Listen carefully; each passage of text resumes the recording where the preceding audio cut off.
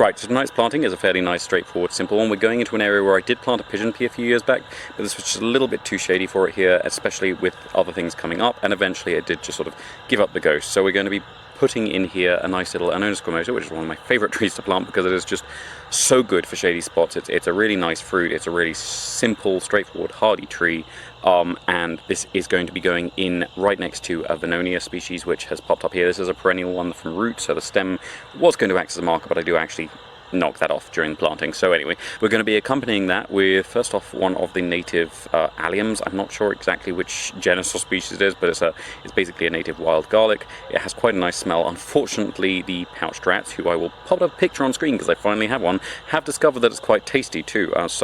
So that is why I'm planting it out, because this is quite a long way away from any of their burrows, and hopefully it'll have a better chance of not being dug up and eaten here.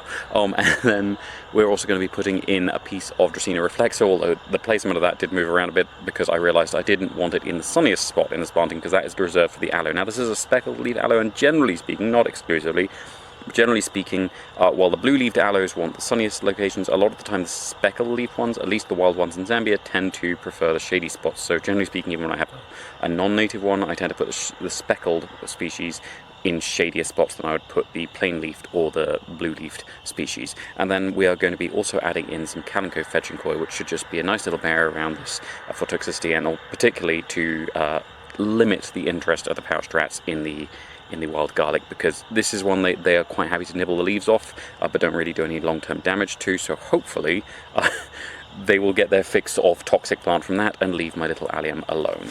And that should be everything for tonight. So thank you very much for watching. I hope you have enjoyed it, and if you haven't enjoyed it, thank you for watching anyway. Please tune in again tomorrow, because I will be planting something different. I am not sure what yet, but we will see.